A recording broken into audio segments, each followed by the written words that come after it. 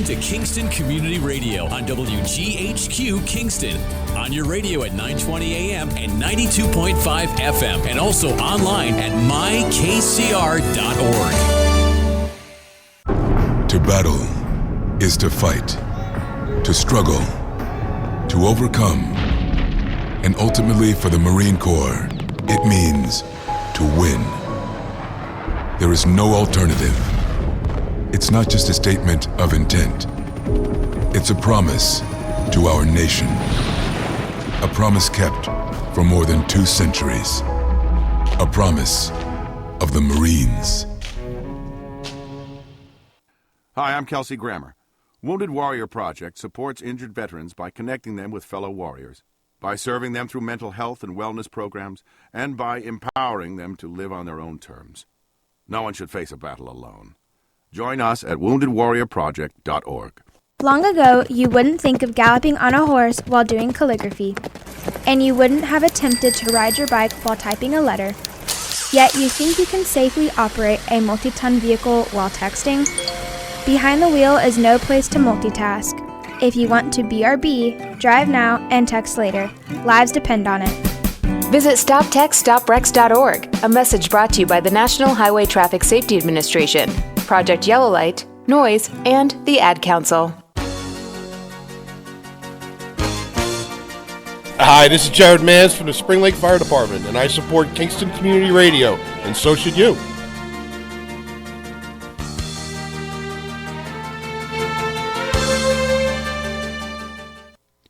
This portion of Kingston Community Radio is brought to you by Ulster Savings Bank. Visit their newest branch, conveniently located at the Ulster Commons Plaza in Lake Katrine. Experience the difference that local community banking offers with the convenience of another great location, easy access, plenty of parking, and a 24-hour ATM. Ulster Savings Bank, invested in community, invested in you. Member FDIC. Okay. Good morning, everyone. This is Mario Catalano, and me is Hugh Reynolds. Oh, that's Dave Donaldson yelling up the stairs. The door's open, so what does he not know how to... Can you open the door? It's open. I'm looking all over the place for you. Well, you're going the wrong way. It's not confusing. No, yeah, I'm sit right here. Not right here. Here? No. Yep, that mic is working. David, good morning. Good morning, Mario. David Donaldson, the chairman of the Ulster County Legislature, has just joined us. And I'd like to say that we're delighted to have him with us. This morning, we have planned to have a discussion of the candidates running in the... Between the candidates. Between the candidates. Go ahead, you finish this up. Yeah, we had invited the 3 candidates in Kingston. We had invited the 3 candidates in Kingston District 6, which is wards, Dave, is 3, 5, and 9. 3, 5, and 9. Pretty much Midtown Kingston, running from around my house on Westchester up to Elmendorf, or around, is that roughly the district? It's roughly a third of the city of Kingston. And the 3 candidates are, the Democratic candidate is, based on a primary in June, is Philip Erner, who now lives on Washington Avenue. And the Republican candidate is Suzanne Tenbrook of Hoffman Street, and the Dave, your good government candidate, is Dave Donaldson, who lives on Henry Street. So we invited all 3. Dave Donaldson was the first to accept our invitation.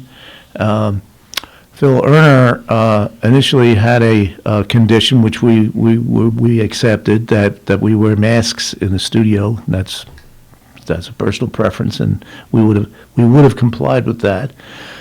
Suzanne Tenbrook is a school teacher at Kingston High School, and she has a very early morning routine schedule, which she said she wasn't able to rearrange. So she'll be calling in, and Dave Donaldson is here in the studio.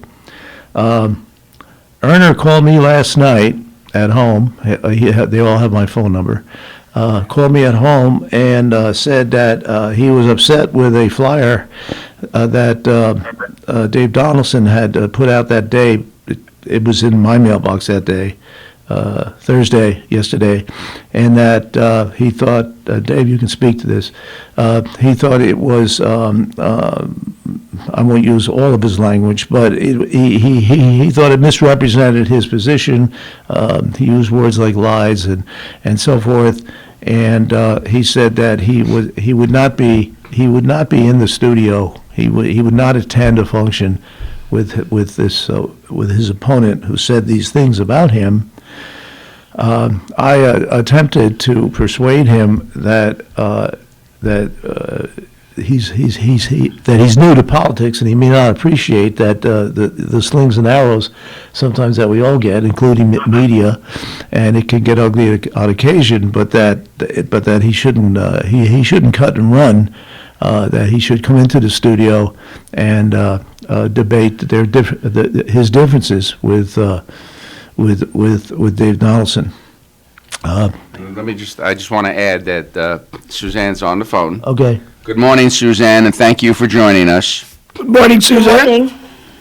Hi. So that's the content. So we have Suzanne on the phone, and May I address that a little bit?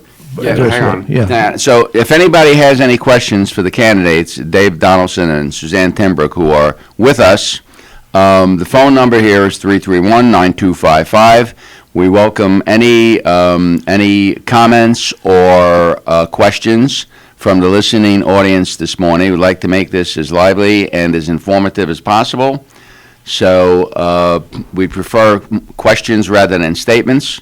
So, and again, that phone number is 331-9255, and Hugh is going to lay out some of the rules that we've put in place here so that we can make this informative for those of you who are listening.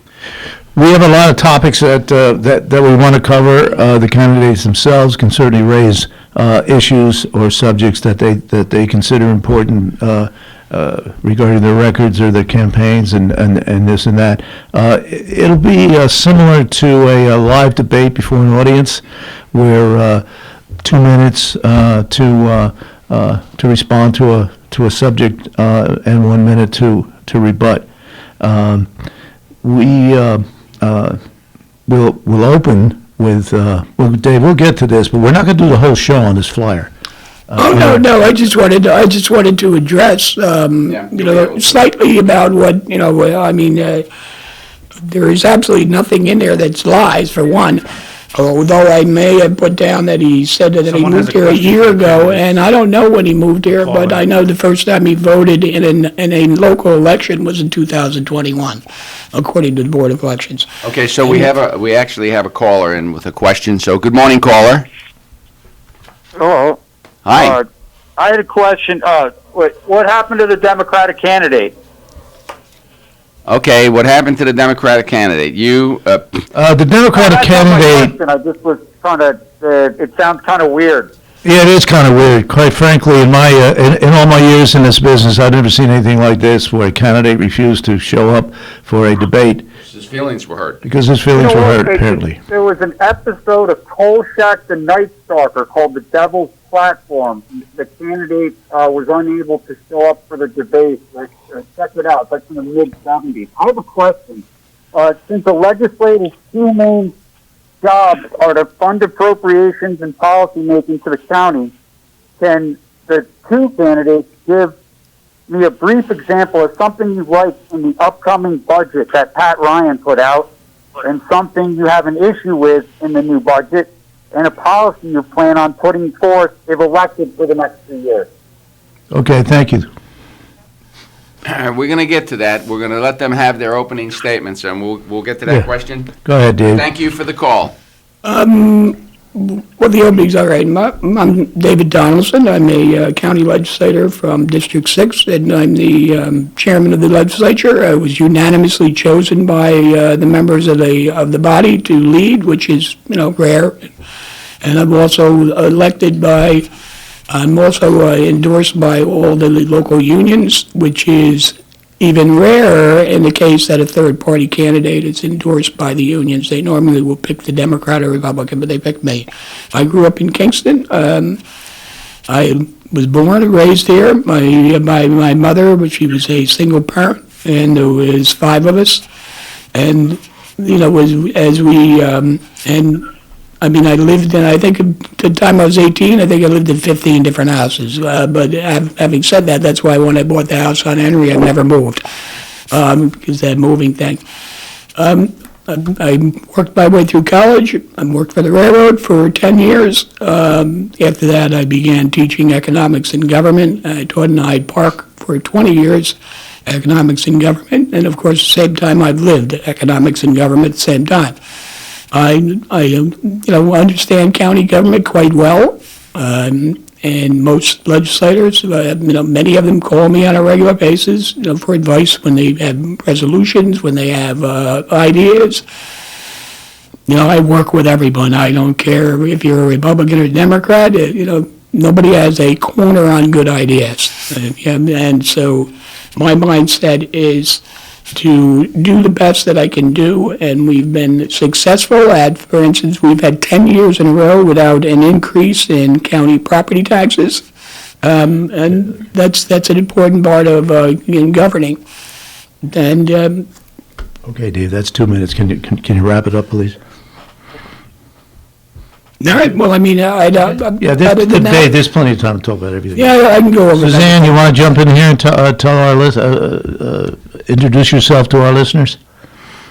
So good morning. Good morning. I first want to say I'm on my phone sitting in my classroom because I go to work at 7 a.m. That's why I'm calling in. I'm not there. I really wanted to come in and see everybody and shake everybody's hand. So good morning, Mr. Donaldson. How are you? Good morning, Suzanne. Very good. We've met once, which was very pleasant. And Suzanne, just speak right into that speaker so everybody can hear you. Okay, so my phone is sounding like I'm having a hard time listening to everybody. But my name is Suzanne Timbrook, and I teach at Kingston High School. And I've been a resident of Ulster County for over 33 years. I moved here when my husband brought me here. Hey, Suzanne, we're having a lot of trouble hearing you. You have to speak directly into the speaker if you're calling from a cell phone.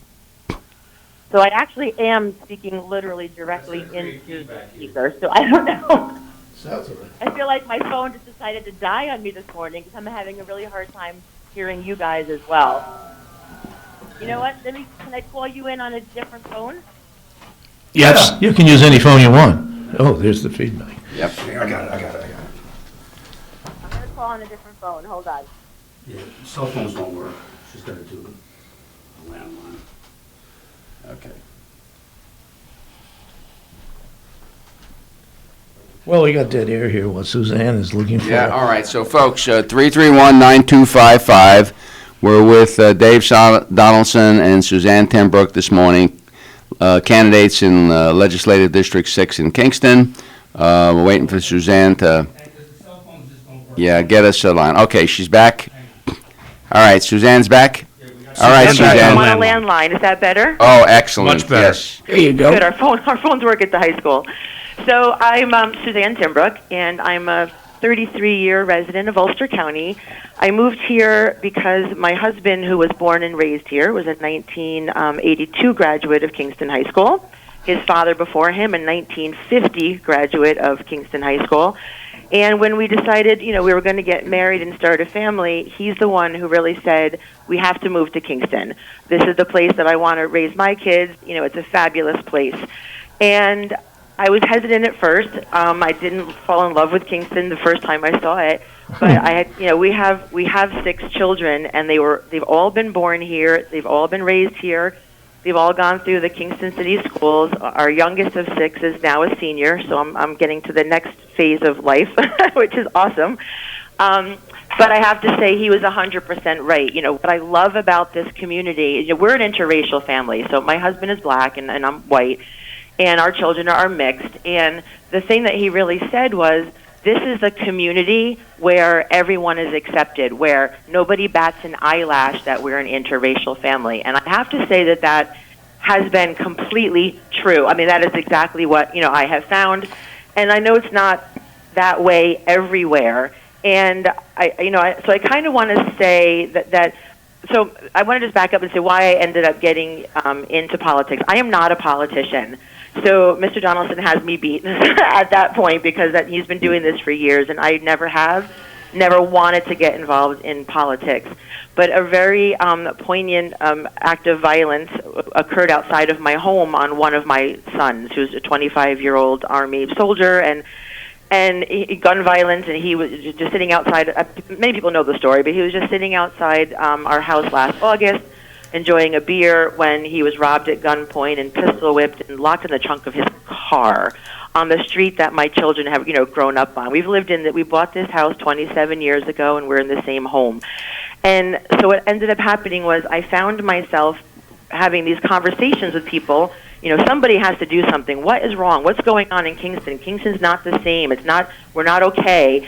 And you have those conversations where people are like, somebody should do something. Why can't just an average person just run for office? And after a whole bunch of those conversations, I was like, well, I'm somebody, and I guess I should just put my money where my mouth is. Okay, Suzanne. Somebody should. I guess I will. All right, thank you. You're out of time. So, do you want to... May I say something to you, mind, please? Actually, I know many of Sue's family, the family she married into, actually, and they're very good friends of mine. And along with, in fact, my daughter probably her best friend is Tenbrook. My daughter teaches at the high school with you, as you know that, Susan. Yes. And I wish you luck on dealing with this item that you have with your son. It's not quite a county issue, but I would still hope that something happens with that. It's terrible. I've seen those things happen throughout the city, and there's some serious criminal issues throughout the city that needs to be dealt with. Just to wrap up the subject, Suzanne, we really don't want to debate your opening remarks of either one of you, but we want to get to a list of subjects of county level. This is a very regrettable incident and unfortunately not unusual. Why run for a county office if you're that concerned? If you are concerned about public safety, why not run for alderman in your ward? Which the Common Council has, and the city has more impact on police services in Kingston than the county does. That's a good question. So I originally had considered doing that, and there's a person in my ward who is running, Naima Muhammad. And when I found out that she was running, I was like, oh, my gosh, I would never run against her. I'm supporting her 100%, lock, stock, and barrel. She's fabulous and exactly, what we need. And so even though that is the issue that propelled me into thinking somebody needs to do something, and I do agree that that is a city issue, and, and my heart is in the city, but there's other issues that are countywide that I would like to see addressed as well.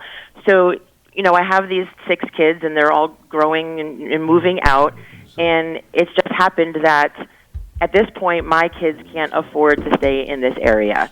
And so I think that the county, there's financial issues and economic issues that we need to look at as a county that do impact the city as well, that, we need to look at both sides of the aisle, and we need to come up with some strategies that allow us to grow in a way that we can benefit from without, pricing out the people who were born and raised here and want to retire here or graduate Kingston High School. Okay, and want to lay their roots Suzanne, here. we just asked you to address that particular subject. Public safety is on our agenda. Dave, you can lead on this one. What's your take on defunding the police? Well, I think it's a knee-jerk, absurd response, to be honest with you. For instance, I put together a criminal justice reform and safety, a criminal justice reform task force, And on that task force is the Commissioner of Human Rights, the DA, the public defender, various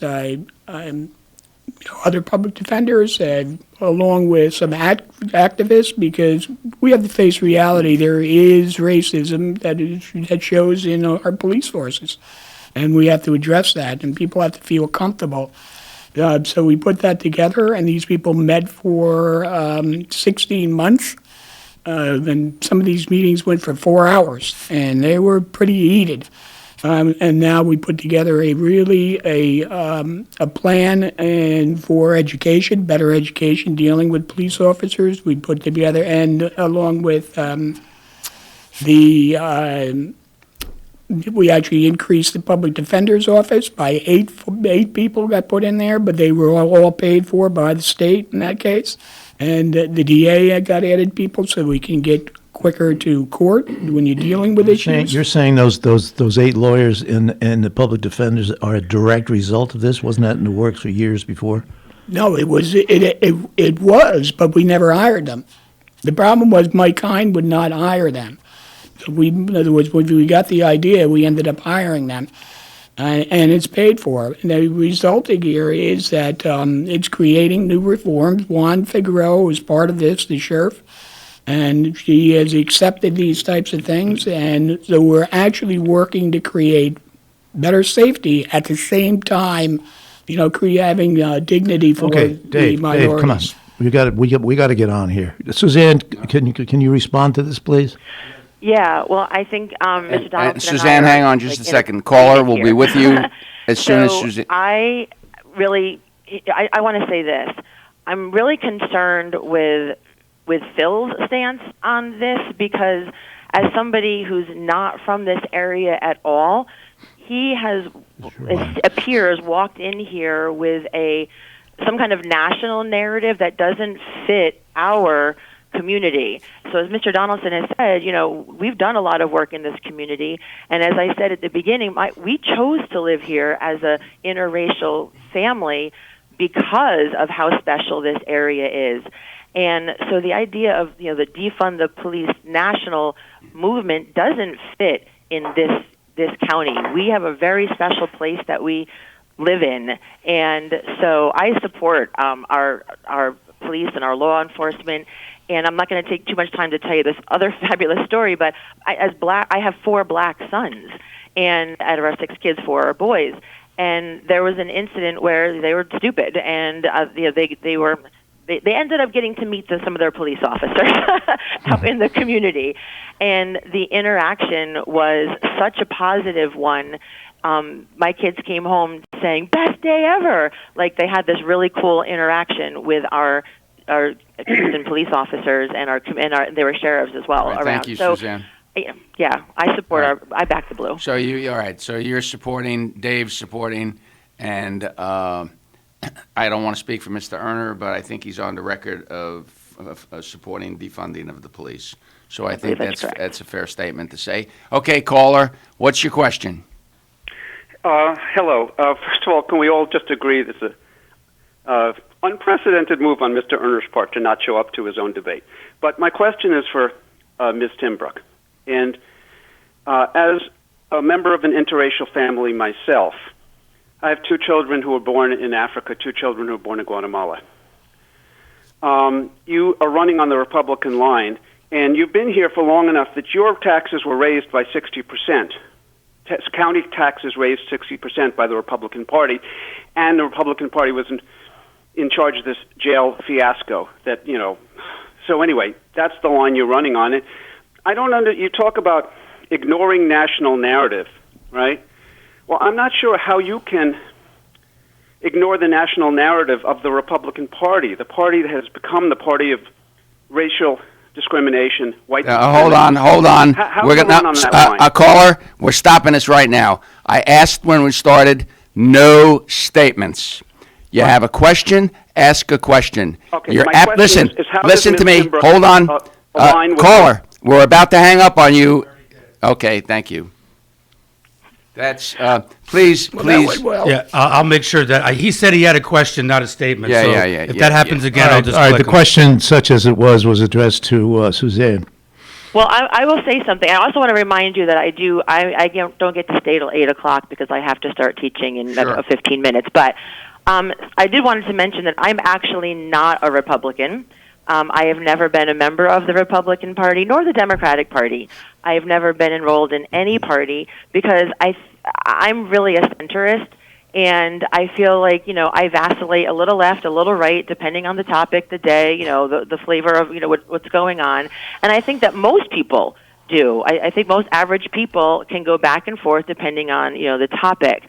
So, but I do want to say, when I agreed to take the Republican line, I actually said to them, number one, I am not going to become a Republican because, to be on your line, and I'm going to stand for what I stand for, whether it disagrees with you or not.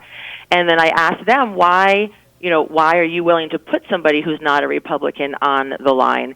And the answer that I got was, kind of addresses what he was saying, the last 4 years have been really difficult for those people on the Republican Party. It's been a crazy 4 years with Orange Man, and I think that most Republicans are not as far right as the party might want you to think, and they really felt like they are more centrist, and they wanted somebody to run who really was more in the middle, where most Americans are. All right, Suzanne. I could, go ahead, Dave. Yeah. Yes, I agree with Suzanne. I'm been a registered Democrat, but as people know, I work with both sides of the aisle. I don't think because you're a Republican you're a bad person, or if you're a Democrat you're a good person. I don't take those, those stands. That's for damn sure. My mindset is that we all have to work together. We all have to work as a team. We are one county, and we have to act like one county as much as we possibly can. That doesn't mean that I won't, take somebody out on a debate because I totally disagree with them. But it has nothing to do with their party. It has much more to do with their stand on the issue. Yeah, and I like to say to that caller, sir, you're everything that's wrong with this country right now, because we are terribly divided, and the last thing in the world we need is somebody calling in and making a broad accusation about a candidate based upon something that may have happened in Texas, okay? We're in Kingston. We're discussing a Kingston legislative race, and we're all family here, whether you can see that or not. Amen. Kaboom. No, I know. I do want to say let's something. talk I want about. to give some Let's just continue on this thing for a moment. Mr. Donaldson had mentioned, that he knows many in our family, and I do work with his daughter Deirdre, and I do want to say I have the utmost respect for Deirdre. She's one of the colleagues that I go to when I have some questions, sometimes, because she's the quintessential amazing teacher. So I just wanted you to know that. You did a good job raising her, sir. Thank you. All right, and again, folks, 331-9255. We're taking questions and not statements, but we'd appreciate, and the candidates would appreciate any questions you may have for them. Let's talk about a current event regarding the legislature. About 2 weeks ago, I'm asking a question. Oh, he's over there talking to somebody on the phone. Jesus Christ. What do we got a caller with a question. Go ahead, caller. Okay, good morning, caller. Good morning, everyone. I have a question for the two candidates that are there. Who funds your campaigns? Who funds the campaign? Yes. Okay. My campaign is funded by myself, my family, some local supporters. I do have union support, so they support me, and that's about it. Thank you, David. Suzanne? And pretty much the same for me. We held 2 fundraisers, and we did a good job at those fundraisers. We had a good time. We had a nice little dance party, DJ dance party, and we raised money that way. Right, and I had one fundraiser also at Santa Fe. Was that called the? Was that the one at Santa Fe? Yes. Well, we don't call that a fundraiser, do we? It was a celebration, Dave. Celebration for my Damn. fundraiser. Political do euphemisms. either of you candidates know who supports Mr. Erner's campaign? Yes, it's the Democratic Socialists of America. DSA is on all his literature and on his website. Okay, thank you. Correct. All right, can we talk about something of substance Thank you. here? Thank you, caller. Yeah, thank you, caller. The county executive put out his annual budget, proposed budget, which is now before the legislature. I think Dave will speak to this in more detail, but it's a continuing pattern from the last executive, Mike Hine, of zero or less property tax increases. Meanwhile, across the river, Mark Molinaro is putting his budget out in about 2 weeks, where he's proposing a 10% property tax decrease. I think the question for Ulster County residents is, why not us? So that's the question. Dave, you can go first. All right, well, why not us? Did you see what they pay over there in property taxes compared to Ulster County? No. Okay, well, theirs is probably about 25% higher than ours.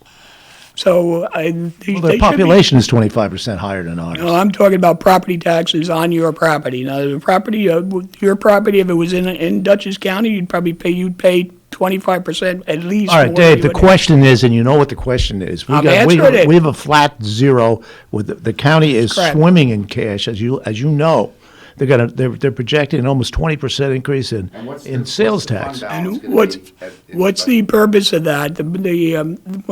What we have done is actually kept it flat, that's correct, but we are also increasing services. Right now, we're attempting to bring back mental health services that have been badly needed because they were privatized under the prior county executive. This county executive has made it a priority, and I support that priority. We need to get our beds back here. We need to have. We know all that, but that's been going on for a while. But that's the point. Is don't get snarky with me now. I mean, I'm trying to answer the question. And we're pointing out, you're talking about a 10% decrease for somebody that has overtaxed their people as is. I mean, you're talking, like I said, a property tax in Dutchess County of the same house, if it was in Dutchess County, it would be at least 25%, depending on the town you were in, more than what it is in Ulster County. So we've kept it flat, and I think people like the idea of having a stable tax base. Now, people, to me, it's like a gimmick sometimes when they turn around to do a 10% decrease, because then what are you going to do? You end up adding more later. I've seen that. Okay, Suzanne, you want to speak to that? And then we're going to go to the caller. So, caller, just hang on. Okay. Yeah, well, I think that, as you said at the beginning, Mr. Donaldson really is the one to speak to it, having been in the legislature for a long time, but I agree with him on at least the issue that mental health is one of the biggest things we need to get back in this county, and so that does have to be paid for, and that Mr. Donaldson said that's one of his top priorities, and I have to agree. Working at the high school, I can just tell you that. The last 18 months have been really hard on people, and we're missing that key component in this community. And so, whatever it takes to get that back in our community, I think we need to make sure that happens. And that's all I can really say about that. Suzanne. And I have 5 minutes left before I have to go. All right, caller. One question for the candidates. Yes, my question is: I've gotten an early look at the county budget. There are a lot of positions in there that are getting $7,000 raises. One getting even up to a $30,000 raise over last year for the same positions. Why are we giving out those kind of raises? Well, taxpayers in the area either lost income or barely keeping their heads above water. Why make those people worth that much more money per year than the people who are paying their taxes? Great question. Thank you very much. Okay, Mr. Donaldson first. Well, I don't know exactly what people you're talking about. I know the CSEA's contract just got settled. There has been other contracts settled, and some of them have not. They are years overdue, and so they were negotiated by the county executive and the unions, and I support that negotiation. I mean, that's the way they do it, and they come forth when the legislative body votes on the contract, but it's not negotiated by them. And I'm not sure about anybody getting $30,000 raises unless they have taken a different position. People do move up by taking a position of leadership in a particular department, and of course, they should be compensated for that.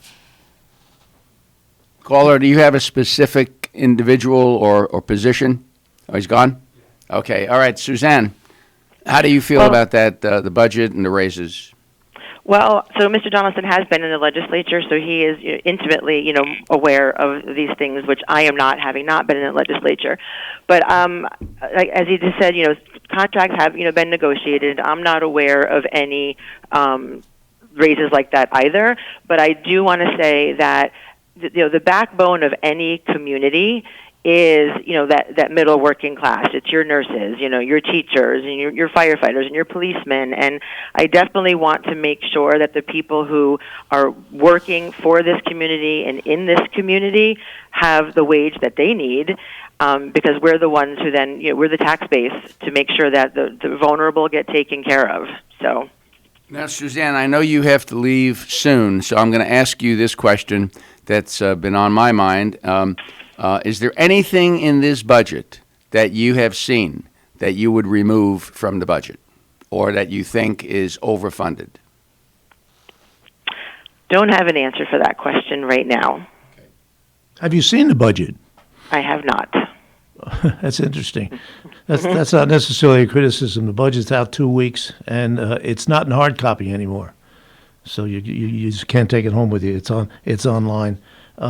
Suzanne, you're going to be gone in a few minutes, so if you would like to just give us your closing statement as you leave, go ahead. Did you hear the bell ring? The bell just rang. Yeah, we heard something out there. I guess I said at the beginning. So I'm not a politician, and people just need to know that going in. I am just a wife and mom and teacher in the community who wants to do something for my county, for my community, because I would like to see this county continue in the way it used to. I want to really see it to grow into what it should be, what I moved here for, to have this diverse and vibrant and wonderful community where, the people who are retiring can actually afford to stay here, and the young kids leaving can have a good job to stay here for and put down their roots here.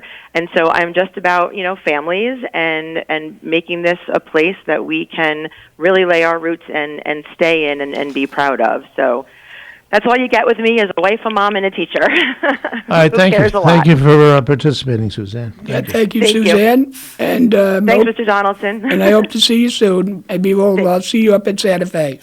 Yes, perfect. Have a great afternoon. Thank you. What's at Santa Fe? Well, Suzanne and I met at Santa Fe. She came and introduced herself to me when I was. It was funny because I was just. It came from a meeting that lasted about 3.5 hours, and I was, on edge, and I felt like, Yeah, I know what you mean. You know what it means. So, Dave, you guys are going to be handling this budget. I'll throw that same question out to you. Is there anything in there that you think can be either reduced, removed, funded at a lower level?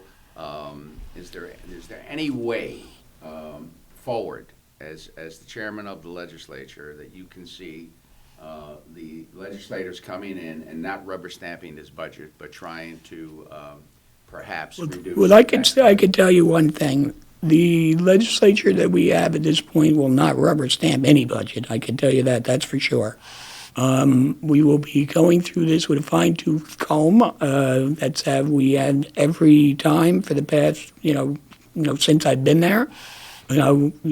Particularly since the Democrats have taken control, I can tell you that we have always gone through the budget with a fine-tooth comb. Don't you hire somebody to do that for you? We have an analyst that will, in other words, they're working on it this very moment, and they'll have it for about 6 weeks. We hired them to come in. We also have our own budget people that run through it. There would be some positions.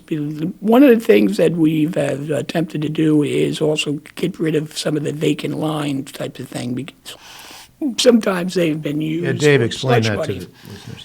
Well, the vacant lines means there's a position in the budget, but it's not, no one's in it. So sometimes what the prior county executive used to do is actually purposely keep those there and then take the money and use it someplace else, which in fact, on Proposition 6 that is on the budget, on the ballot, is a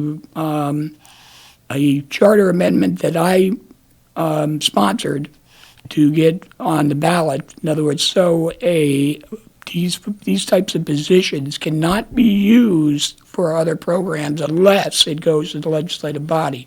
Because what ended up happening is the prior executive actually used the money for that when he wanted to move the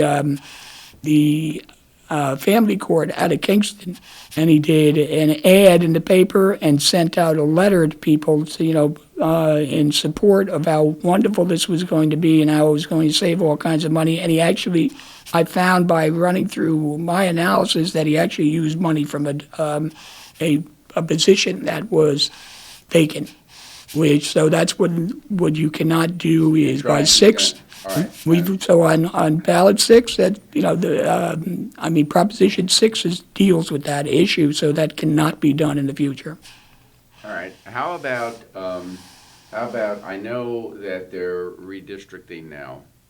Yeah, that'll happen for the next election. What Yes. is your position on reducing the size of the legislature? I've actually taken the stance that I wanted to reduce it to 21. I think it makes sense to have 21, not 23, because it actually gives the legislative body a little more power in that it's easier to do an override of a veto. So that's why 21. So your position is going from 23 to 21? That's not much of a reduction, Dave. It's 10%. No, it's not, but that's fine. 10%. Well, you just made 10% over in Dutchess County. A big deal. What's wrong with 10% here? Well, you can throw apples and oranges like nobody ever met. Hey. And one has nothing to do with the other. Well, absolutely nothing. Well, actually, reducing it, I don't know what your purpose of reducing it. The reduction. Well, you've got seven seats that are just uncontested. So what does that have to do with reducing it? Because if you're talking about apples and oranges. No. Let me finish with my apples. Okay. You've got turnout. I know you were an advocate of single-member districts, and I was too. The turnout for legislative races is not very good at all. People are not voting for. They're not coming out to vote for county legislators. You've got 23. You've only got 180,000, less than 180,000 now. 180,000 people in this county. Why do we need 23? Why not 15? Why not make? I don't really. To me, the purpose of. I had no problem with 15. But the problem is that, what are you going to get through the legislature to pass?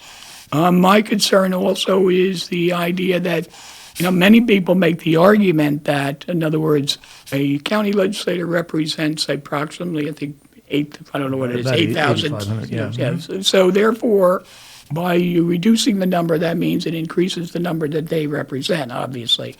It changes the nature of the campaign. When you run down to 15, it's going to probably change the nature of the campaign a little more, be less personal, shall we say.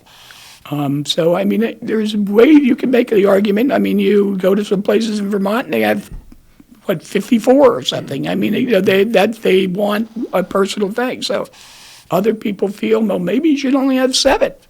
And make it a more professional type of, and they work full time. I don't know. I don't have that answer, but I support the idea of 21. The argument could be many different ones. I would support 15 actually, but the reason I said 21 was it made sense because 23 is a weird number for one. It's not divisible by 3, and when you're dealing with, as somebody that taught government for 20 years, part of the idea is that. You want it divisible by 3, so when you have overrides. Now, right now, to override a veto, you have to have actually over 70-some percent. 73%. You have 73% because of the way it's set up. Yeah. Right. I don't know if I answered that question, but Yeah, you did. Thank you. Okay. So I'm the only one on the hot seat now, huh? Boy, Well, you not for guys are- long, not for long. We did not intend this to be a Dave Donaldson interview to the exclusion of your opponent. So we're gonna wrap in about, However, his opponent excluded himself. no question. And let me explain something too. I mean, my opponent, the Phil Erner, and he has people that are going around campaigning that are not from the area, and they can't answer questions about local issues, but they can turn around and say that I've taken bribes. They can turn around and make comments of that nature to people. So to me, my skin is quite thick. I've been, beaten by, verbally by many, and I don't back down, and I'm not going to run from a debate. I told you I would be here, I'm here. And I would never, in other words, if I make a commitment, I show up. Thank you. Now we have a caller. Good morning, caller. Do you have a question? Yes, I have a question. Good morning, gentlemen. I love this show and hearing from the two candidates. I wish I could have heard from all three, but I'm so glad to have heard from both. This question is for Mr. Donaldson. Given you're the one that's still here, you certainly have a lot of perspective. You've been with us a long time, many years. My question for you is, how has this historic time with the pandemic that we're coming through, how has that changed or informed the role of county legislature? Is there something that we should consider when making our choice here, given the context of the times? Has this historic time called for something different in the county legislature than maybe, before this period? It's an interesting That's my question for you. Thank you for the question, and thank you for the compliment. That's an interesting question, and I think really one of the major reasons, I was considering not actually running this time. I wasn't, I've been doing this for quite some time, and and I often make the comment: if I win, I win; if I lose, I win. But the point is that I wasn't. I was kind of, the executive. Some people in the executive office, wanted me to do this again because of my experience. I think my experience is really important in these next couple of years, particularly with the RFP money, the American Rescue Plan money, the ARP rather. There's $34.5 million that we have to spend, and we have to spend it in a way that we don't create legacy costs. I do not want to be meaning, in other words, we don't want to spend money and then make future taxpayers have to continue with that. We can do things that can really set up things like, for instance, the mental health issue that I was talking about before. We need to get an infrastructure in place, with buildings and things of that nature. And that's going to cost probably $3.5 billion. But once that money is spent, and this American Rescue Plan money is spent on something like that, then that could be self-sustaining through state, federal aid, because these programs have to be done anyway, so they end up being self-sustaining. So those types of things is what we need to do with the American Rescue Plan money. And my experience of being there, like for instance, I'm the chairman. I was unanimously elected as the chair. I appointed all the committees. I put the people wherever they are at their strongest. That's my mindset. My mindset has always been teamwork. And I think that teamwork approach works quite well. I worked very well with the county executive. We had our little bumps at the beginning over a public defender issue, but we got past that. I'm not a guy that holds grudges. To me, that's kind of, absurd to hold a grudge. My mindset is I may have a different. I'm sitting across from Mario. Him and I've had some serious debates in the past that. I might not have said very nice things about him. He may not have said very nice things about me. But the point is, I'm sitting across here now, and I respect him a great deal. And I believe he respects me. But having said that, I think that kind of experience is really important at this point. Okay, David, if you could wrap up, please. Well, I don't know what is. I wasn't sure of the. I don't know what. Oh, do you want to just cover this? Let's address that, then we'll close. Dave, just one second. Can you give the background again, in case somebody just tuned in about what happened? Yeah, give the phone number. So we're at 331-9255. We're with Dave Donaldson. Anyone has any questions? He's a candidate in Legislative District 6 in the city of Kingston. Suzanne Timbrook, one of his opponents, the Republican candidate, has gone because she's working. She's a school teacher. And the third candidate, the Democratic candidate, Phil Erner, declined to participate. The reason Erner said he declined to participate, he called me last night, and Dave Donaldson had put out a flyer comparing his record to, as he sees, Phil Erner's record, and Erner felt that was misleading and unfair, and he did not want to be in the same space with Dave Donaldson. So we're asking Dave to kind of sum up his flyer and what he. Second, Dave, we have a call. And after we deal with this caller. Good morning, caller. Hi, good morning. Quick question for Mr. Donaldson. I'm just wondering what his stance is on the vaccine mandate, and if reelected, what he would do in legislature, if he would support it or if he would go against it. I would support it. Okay. That's good to know. Thank you so much.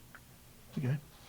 Dave, if you want to get into that. All right, well, apparently he was upset by the flyer that I put out that compared myself with him. I think he told you, didn't he tell you that I lied when I said that he moved here last year? He called it an attack flyer. An attack flyer, okay. I made a comparison that I'm a lifelong resident when he moved here last year. That's a comparison. Now, I'm sorry if but apparently he has. I think he told you he moved here 2 years ago. Yeah. All right, so that it was a lie because I said 1 year ago. But I did say last year, which could be January last year, which technically may have been exactly when. And you have researched this, and he's only voted. He voted? He voted was last year, correct? No, this year was the first time he voted in a local election. Oh, okay. In 2021, in the primary. But he voted in the primary. But he voted in the presidential 2020. Oh, okay. Here? Yes. Okay. He didn't vote in 2020. Yeah. Anyway, that's neither here nor there. I'm just pointing out that I've been a lifelong resident. Some people like that. Maybe some people think it's terrible. I don't know. I have a question when people come move here and want to dictate to make their changes here. If you've got good ideas, bring them forth. I pointed out that my campaign was funded by who it's funded by. I pointed out that his campaign is funded by who they're funded by. That's it. I talked about criminal justice reform that I put together. I pointed out that he said that he wanted to defund the police. That's what he said. I'm not making anything up here. I think people should know that. I mean, if that's what they want, I'm sure that some people who read that will read this and say, well, I'm voting for him because of that. Yeah. That's their choice. I'm making there, and I pointed out that I was unanimously chosen by my peers as the chairman of the legislature. And I did point out that he called for county income taxes. He has said that to a few people about having a county income tax. Pointed out that I'm a history-making candidate because I'm the first candidate on the third-party line that is endorsed by the unions. They don't do that. They normally will endorse a Democrat or Republican, or they won't endorse anyone. But they endorsed me because they trusted me. They pointed out, if you read some of the letters that I got, for supporting working families. That's what they talk about. He doesn't have union support, so I pointed it out. No union support. Okay.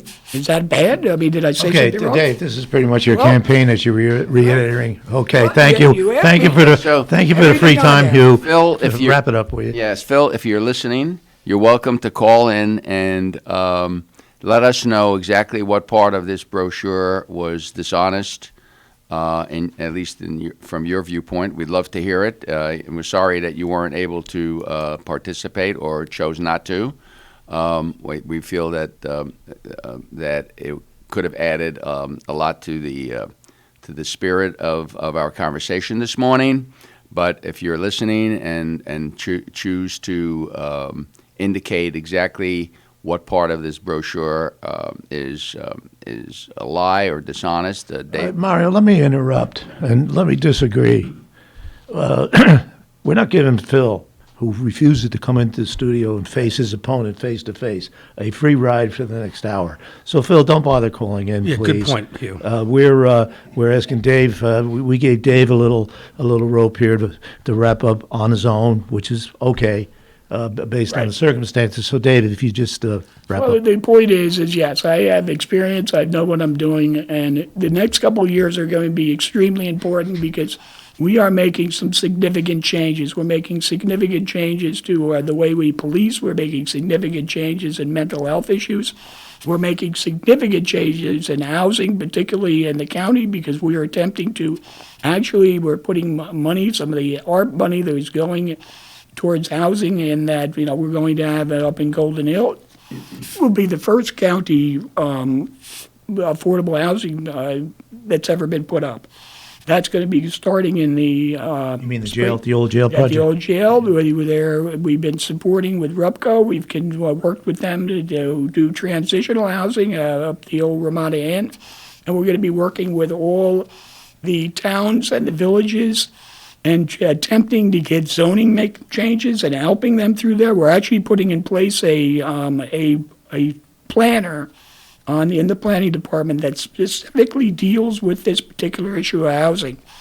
Dave, you know you're going to get significant pushback from the towns on We this. know that. I understand that. In some towns, you do not want affordable housing, and they try to zone it out. And, we're going to try to work with them. And if we can't work with them, then we're going to have to drag them sometimes. I mean, that's the reality. I mean, we can't, it's not fair that one community or two communities or a couple communities Are you are talking putting about up the all- county overriding local zoning? No. What are you talking But we about? have, there's ways of getting through those things by, sometimes you have to bring somebody to court if you got to bring them to court. I mean, you have, there's places like, for instance, you take a look at and I'm not trying to, disparage any town or whatever, but Gardner, which is a beautiful town, tell me where the affordable housing is there. Not one, not any. In fact, the way that zoning reads, it's almost impossible to do that. Then they purposely put up where they make it increase the size of the lot. In other words, you have to have 4 acres to build something. Those types of things are just not acceptable. And, they have to understand that. We have to put up housing. We have to have, as Suzanne Tenbrook pointed out, she wants her children to live here just like I want my children to live here. I'm fortunate that they do, but I don't know how long my youngest son will stay. My daughter teaches at Kingston High School, so she's got a good job. She's going to stay. There's not going anywhere. Blonde-head kids growing up? Yep. And she's got the 8 and the 6-year-old with Dylan and Delaney, and they're great. And using our school system, we have a good school system, despite what many people want to say about it. I think I'm a graduate. I don't know where you graduated, but I'm a graduate from Kingston High School. That's part of the things that are coming up. There's a lot of issues that we're trying to deal with, and my knowledge, I think, helps. And I believe the county executive agrees with that. Virtually most elected officials will agree with the same thing that I just got finished saying. So, I've worked with everybody. And For political reasons, the county executive is not endorsing a non-democratic on a ballot. You don't have a problem with that? He's got to do what he's got to do. We look at things differently. I may look at it a little differently. If you take a look at my little celebration, which was a fundraiser, obviously, I mixed a little Martifers. It was hard to tell the barflies from your But the point is that I had Republicans showed up there, Democrats showed up there. There was many number of county officials showed up there. How much did you raise at that fundraiser? Total numbers, I think it was about $4,000. Okay. Okay, we have a caller. Last one. Yeah, we got one last caller before we go to break. So, good morning, caller. Good morning.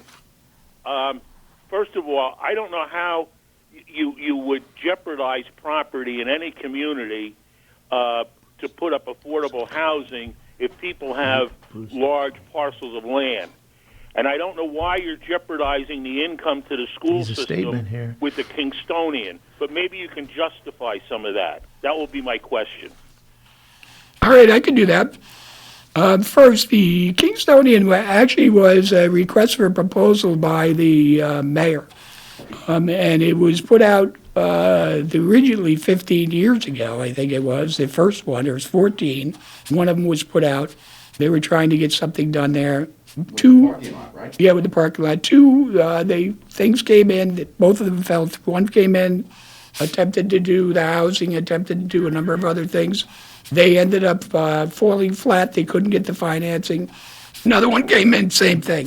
The Kingstonian, on the other hand, since it had local people there, it ended up, they're going to spend $60 million there. Well, it's certainly not. Can I finish? I think you asked me a question, so let me finish.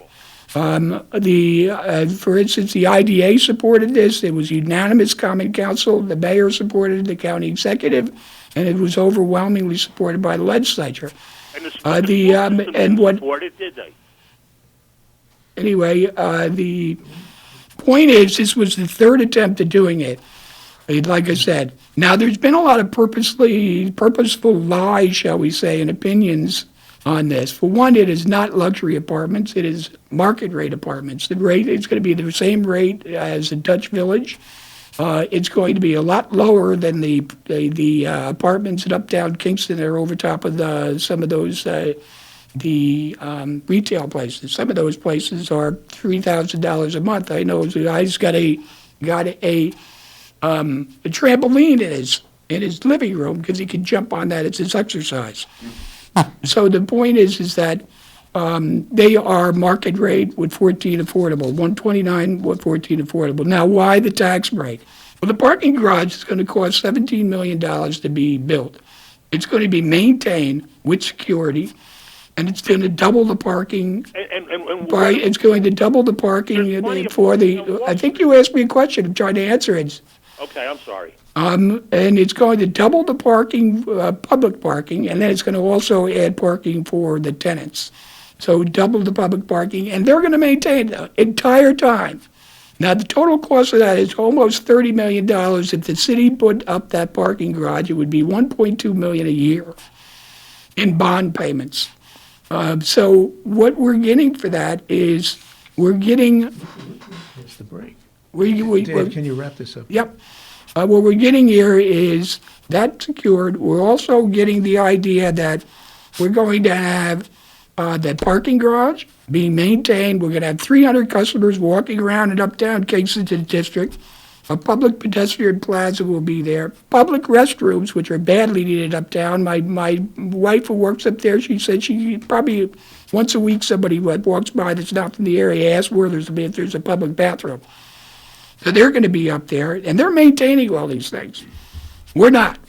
So my mindset is that's why they got the tax break. Now, whether you like the tax break or not, that's okay. I certainly understand. I fought against most. Okay, we have to go to break. Yeah, most pilots I have not agreed with, but I've supported. I support this one. Thank you for the question, but we have to go to break. Yeah, not to cut anyone off. We're past the hour. We got to go to break now.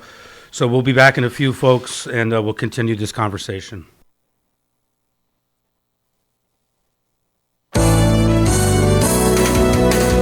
You're listening to Kingston Community Radio on WGHQ Kingston. On your radio at 920 AM and 92.5 FM, and also online at mykcr.org. This is the story of Daniel, who was born 2 months early. His lungs weren't ready. His heart wasn't ready.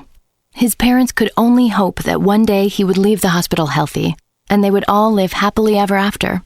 Daniel's is just one of the more than 500,000 stories of babies born prematurely last year. You can help the March of Dimes stop premature birth and bring more babies home healthy. Learn how at marchofdimes.com. Working together for stronger, healthier babies. Introducing the YMCA. Sure, you know the Y for a swim or a game of hoops, but we're more than that. We're a cause. When you take a jump shot at the why, someone else is getting job training. Practice yoga as a team practices her leadership skills. We give people of all ages, incomes, and backgrounds a chance to learn, grow, and thrive. So while you might think of the Y as the place for lifting weights, we're also about lifting entire communities. That's the why. We're so much more. Visit ymca.net/more. Question: what will you find on all over-the-counter or OTC medicine packages to help you choose the right drug and use it safely? The answer: the Drug Facts label. This label lists the medicine's active ingredients and purpose, how much to take, and warnings you should know before using it. Remember, even OTC medicines you buy without a prescription can cause side effects you don't want. So follow the information listed on the Drug Facts label. For more information, visit fda.gov/Drug Facts label. A message from the U.S. Food and Drug Administration. Hi, this is Tony Marmo from Norman Staffing, and we've been bringing together employers and job seekers since 1980. If you're an employer and have job vacancies, let Norman Staffing help fill them with permanent or temporary workers. We screen, interview, and recommend the best candidates for your company. We make the employment process easier and faster for you. Please call Norman Staffing for your employment needs at 338-9111, 338-9111, or normanstaffing.com.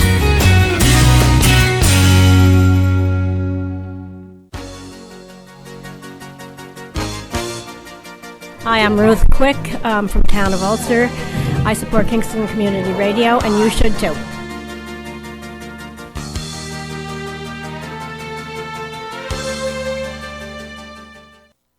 This portion of Kingston Community Radio is brought to you by Ulster Savings Bank. Visit their newest branch, conveniently located at the Ulster Commons Plaza in Lake Katrine. Experience the difference that local community banking offers with the convenience of another great location, easy access, plenty of parking, and a 24-hour ATM. Ulster Savings Bank, invested in community, invested in you. Member FDIC. All right. Okay, we're back. Before I guess Hugh's taking a break for a minute. Why don't we got quite a few birthdays in there. Dave, thank you for coming in. Thank you for having me. I know we got quite a few birthdays in there, Mario. Yes, we do. It's birthday time at Kingston Community Radio. So let's start with today, October 15th. We have a birthday wish for Maria Figueroa. It says, "Happy birthday, Maria, from your co-workers at the county." Okay, that's Maria. And then we have a happy birthday to Marilyn Moore from your friends at the Hurley Pearlers. And the winner today of the famous Boyce Dairy Milk House cow pie is Marilyn Moore. Congratulations, Marilyn. Happy birthday. And that cow pie comes to you courtesy of the Boyce Dairy Milk House and Kingston Community Radio, and you may pick it up at 62 O'Neill Street in Kingston. All right, going on to tomorrow. We do the whole weekend today because it's Friday. So this morning, tomorrow morning, we have a happy birthday. It says, "I would like to wish Shona Penman a very happy birthday on October 16th. Love from your friend Diane." Okay, Shona, happy birthday. And we also have a happy birthday to Jean Benson from your husband Ted, children Janine, Kim, and Jennifer, 11 grandchildren, and 4 great-grands. Well, happy birthday, Jean. And the winner of the Boyce Brothers, I'm missing one. Happy birthday to Laura Quigley from your old casino buddy, Diane. So there are 3 tomorrow. Casino buddy? Those penny slots. Casino buddy. Is that really what Diane? it says? That's a first. Wishing a happy birthday to her friend Laura Quigley. Anyway, getting to the winner. The winner on Saturday, the 16th of October, of the famous Boy's Dairy Milkhouse cow pie is Jean Benson. Jean, I am sure the grandchildren. I was going to say, they're the ones, she probably needs the cake with all those people. Are going to love that cow pie. You Enjoy. may pick it up Happy at birthday. 62 O'Neill Street at the Boys Dairy Milkhouse. That comes to you courtesy of Boys Dairy and the Kingston Community Radio team. And now for Sunday. Sunday, the 17th of October, we have one birthday, and that is Rachel Karen. Rachel, happy birthday from your husband, daughter Olivia, and all your friends at the Diabetes Center. And by default, Rachel, you are the winner of the Boys Dairy Milkhouse Cow Pie for October 17th, and you may pick that up at 62 O'Neill Street in Kingston. And that comes to you again, courtesy of the Boys Dairy Milkhouse and Kingston Community Radio. Now I have a couple of announcements to make. So we wish to announce that there is going to be a Snowflake Festival that is being presented by the Kingston Uptown Business Association. The Snowflake Festival will take place on Friday, December 3rd, from 6 to 8 p.m. in Uptown Kingston. There'll be a raffle, and the winners, there'll be a bike. There's a raffle that closes on November 15th for children under 12. And the big thanks to the 2021 bike sponsors, which are the Catskill Hudson Bank, Berardi Real Estate, BHHS Hudson Valley Properties, and apparently, from what I'm gathering here, there's a festival that's going to award a bike to a child under 12, and there's a raffle for that, so you can probably get some information from the Kingston Uptown Business Association. And we also want to announce that the YMCA is hosting a bike repair clinic for Bike Friendly Kingston on October 20th. And that will be between 3 and 6 p.m. in the Y parking lot on Pine Grove Avenue in Kingston. You can have your bike checked over. The last bike will be accepted at 5:30 p.m., but for those bike-friendly folks in Kingston, you can have a nice bicycle checkup, compliments of the YMCA, and they're going to have that clinic again on October 20th in the Y. It's a Wednesday, by the way, in the Y parking lot between 3 and 6 p.m., last bike seen at 5:30 p.m. And thank you very much to the YMCA for hosting that clinic and keeping our bicyclists safer. I think a better plan on Broadway would keep them safer. Yeah, right. or just get rid of it altogether. All right. So anyway, let's get down to brass tacks here, buddy. Here's I don't know. Give me you were the dean of political commentary in this county for close to 50 years. I hate to admit that. Yeah, me too. So tell me, what's your takeaway from this debate? I'm in, I'm out, I'm not, I think debate's too nice a word. I think I would call it debacle. I'd never seen. I thought I'd seen everything, and I had never, ever seen anything like this. One of my duties at the Freeman for about 25 years was arranging these debates, these editorial board meetings with candidates, and we always tried to get the candidates in the same room, face to face, because when you've got your opponent sitting across the table from you, there's a lot of BS that goes on in campaigns. And a lot of it, unfortunately, is just passed on by media and repeated. But when your opponent is sitting 5 feet away from you or 3 feet away from you, a lot of that stuff just goes by the boards because both sides know each other pretty well. And so that was a sense of this attempt to get the which I think is one of the most interesting races, if not the most interesting race going on in the entire county legislature. You've got the chairman of the legislature. I believe he's in his 28th year now, a long time, which one of his opponents pointed out somewhat derisively, in the sense that he's been around too long. Yep. Whatever, in a flyer that Phil Lerner put out this week. And so I thought we had, you and I, because we're a team here, you and I coordinated that, but I did most of the legwork on this one. You do most of the research.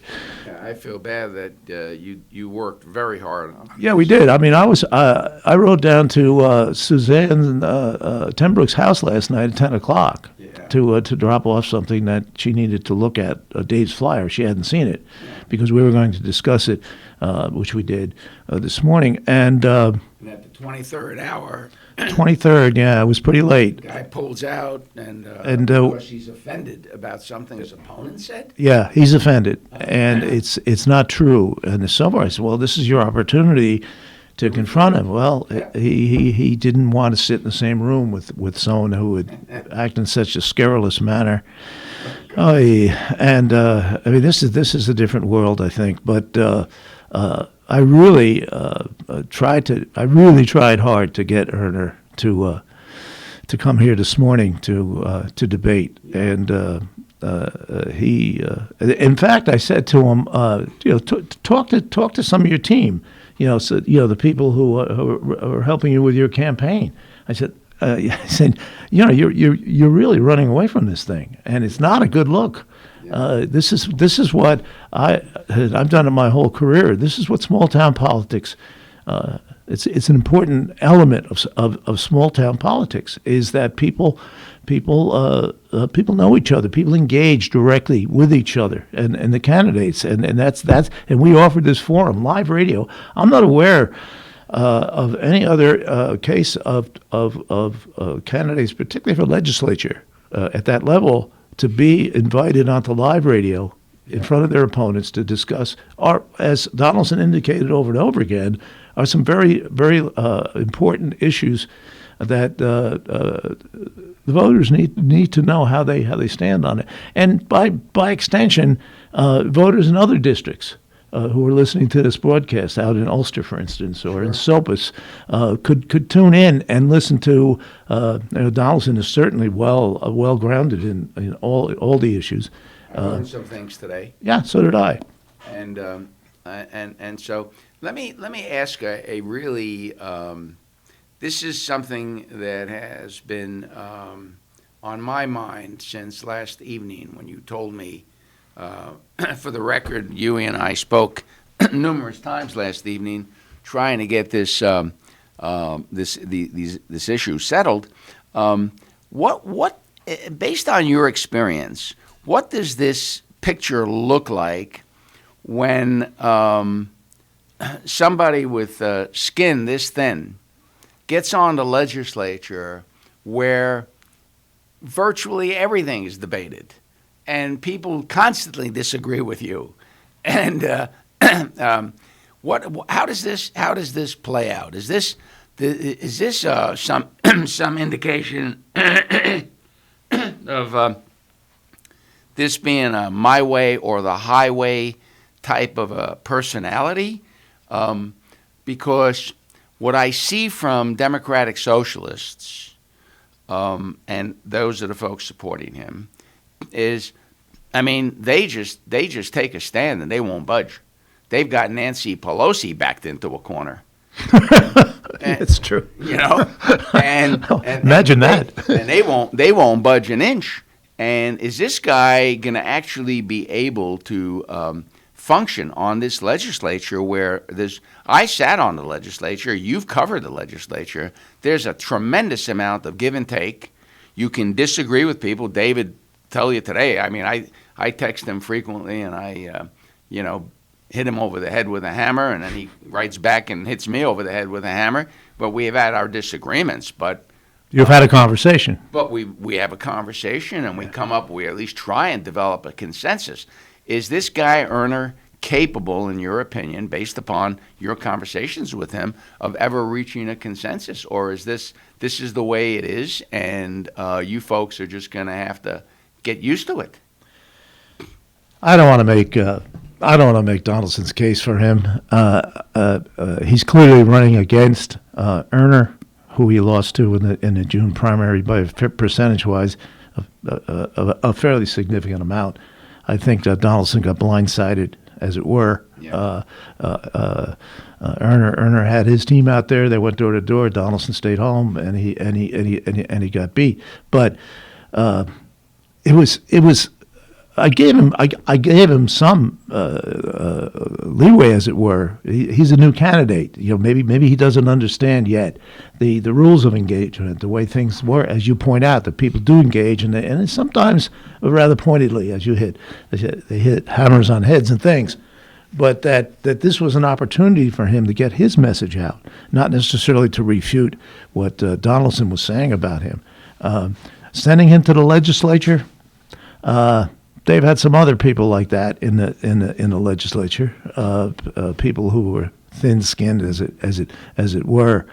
Some of those debates can get pretty personal too. Yeah. As you see, people get angry and they shake their fists, and in fact, Donaldson was one of them. He can get pretty excited on the floor of the legislature, but then, as you say, they go across the street and have a few drinks and they move on. I wouldn't recommend to our listeners one way or the other on these three candidates.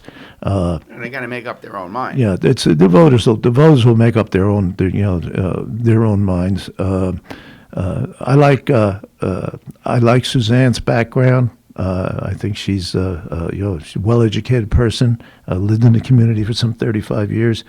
It means something to me. I'm a transient. I've only lived here 50 years, but it means something to me. I've lived here 52. Yeah, you got me by a few months. Yeah, but that's something I look at in a person's profile. I mean, I like to see new candidates come up, but I like to see them have some as LBJ once said about Kennedy's whiz kids. He says, these are really, really smart guys, but I wish just one of them had run for county sheriff at some point. Yeah, I like to see them grounded. I like to see some engagement in the community other than protesting, if you know what I'm saying. Here. A job or a business or, absolutely. Some relationship with, But I think too, in Erner, I think Erner has touched a nerve in our community of people who feel that they're not well represented by the people that are representing them, that they're not being heard, their voices aren't being heard, that seemingly the only way they feel they can be heard is to protest, is to get some placards and stand on the courthouse steps and protest whatever it is that they feel isn't being addressed.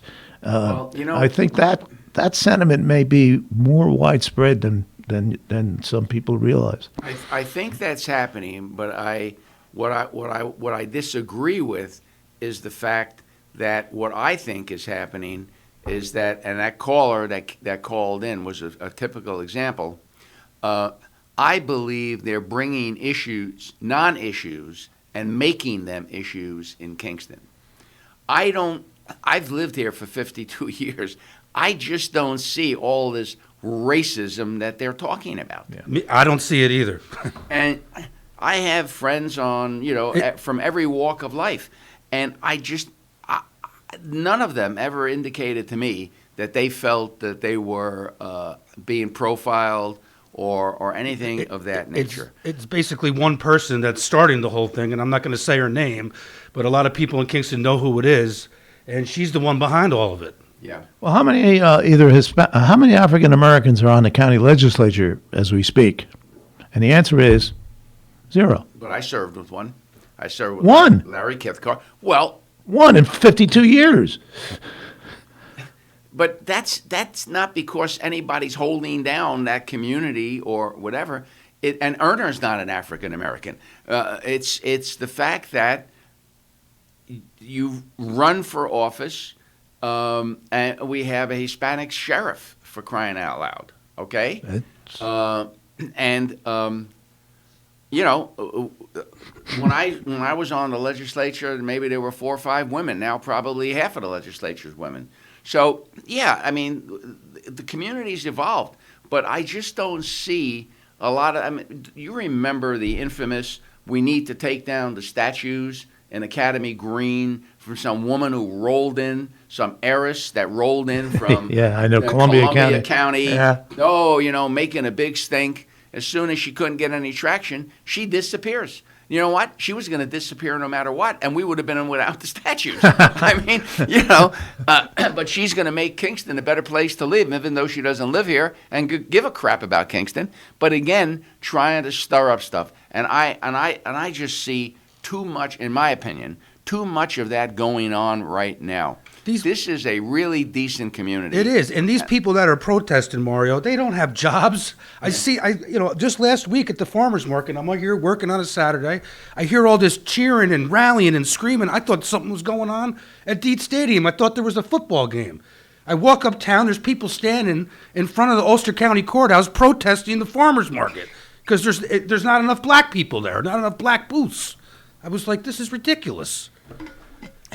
Standing in front of the courthouse, screaming with megaphones. I hadn't heard that. You don't have anything better to do on a nice day, Saturday afternoon, than protest a farmer's market? Really? And coincidentally, that wasn't covered by the local rag. That's interesting. But is that what we're calling the Freeman now, the local rag? Well, that's what I call them because, I was telling you this morning, anybody who was foolish enough to buy that paper is welcome to read the coverage of the county legislature races. Now, every time there's a contested legislative race and there's a Republican and a Democrat, the Democrat gets twice as many lines as the Republican. You don't have to believe me. Just go on there. It's a contested race. They put the Democrat, the Republican, and count how many lines each party's given. Now, I could see if it happened once or twice, right across the board. Every race, the Democrat's given twice as many lines as the Republican. What's the message here? My message is you can't trust anything you read in the damn thing. Well, as a journalist, I would just add parenthetically that sometimes in contested races, one candidate is more articulate than the other and has more to say. In some cases, some candidates won't say anything at all. Believe me, I've pulled teeth trying to get a statement out of candidates. So there is that element to it. But yeah, there's no question, and I don't think there's any hiding it by the Freeman. They are a liberal, democratic very liberal, progressive newspaper, and proud of it. And they own the presses. Oh yeah, no question about it. I just don't think the Freeman properly like when you were there. I think they properly vetted stories back then. Now it's just let's just throw stuff in the paper. You know, the way they slandered Bob Gause's name, Father Williams from St. Joseph's Church. Yeah. You know, no retractions when they were wrong. You know, just we'll throw it on the front page of the paper and see if it sticks, kind of thing. Like, well, so they don't get my $250 a day. For the record, we've invited Jeremy Schiffers to come on the show. And identify who he is, Mario. Jeremy is the managing editor or city editor? The city editor. He's the city editor of the paper. I've invited him personally to appear with us and discuss the Freeman and their coverages and things, and actually he's declined. So that doesn't maybe at some point we can get him on. I think it would be a very spirited conversation. That'll probably be the same time we get Pat Ryan on the air. Yeah, there you go. There you go. If you thought Donaldson was aggressive today, wait till you meet Schiffers.